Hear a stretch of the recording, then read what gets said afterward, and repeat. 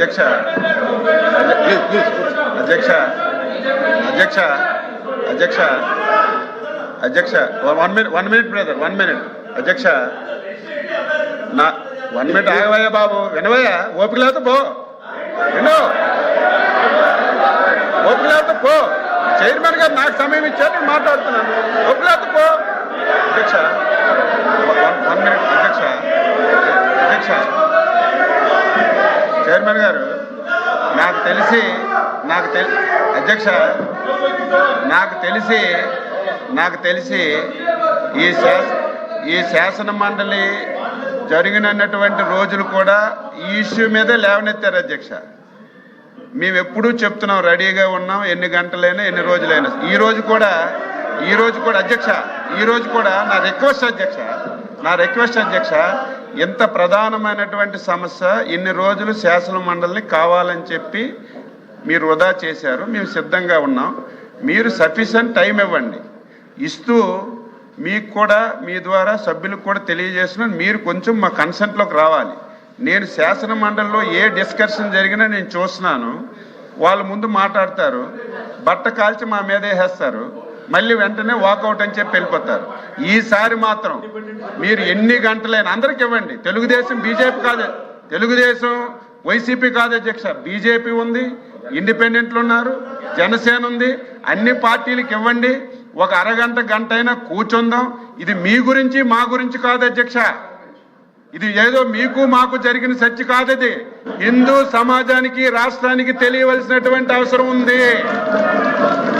మీరేదో మీకు ముందు అవకాశం వచ్చిందని సంబంధం లేని విషయాలు మాట్లాడి గుడ్డ కాల్చి మా మీద పడేసి వెళ్ళిపోవడానికి వీల్లేదు. చైర్మన్ గారు అవసరం ఉంటే తాళ్ళు తెచ్చి కట్టైనా వాళ్ళకి ఈవేళ ఉంచాలి.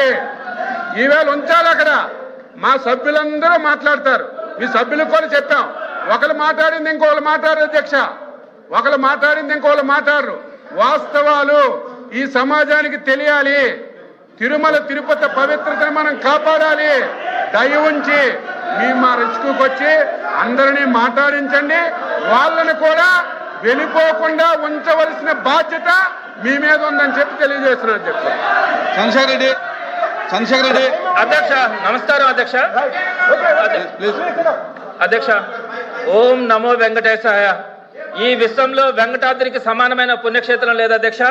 అయితే ఇప్పుడు కొందరు తమ రాజకీయ స్వార్థానికి ధన దాహానికి 120 కోట్ల హిందువుల ఆరాధ్య దైవం శ్రీ వెంకటేశ్వర స్వామి ప్రతిష్టకు భంగం కలిగేలా చేస్తున్న కుట్ర ఇప్పటికే ప్రజలకు అర్థమైంది అధ్యక్ష.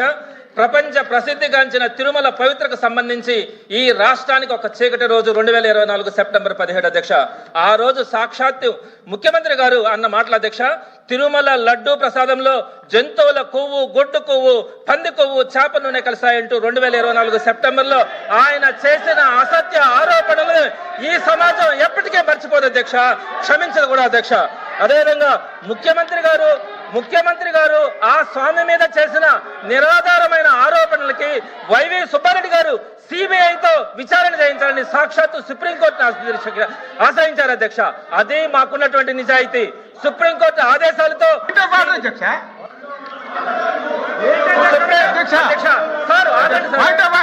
తప్పుడు చెప్పను అధ్యక్ష.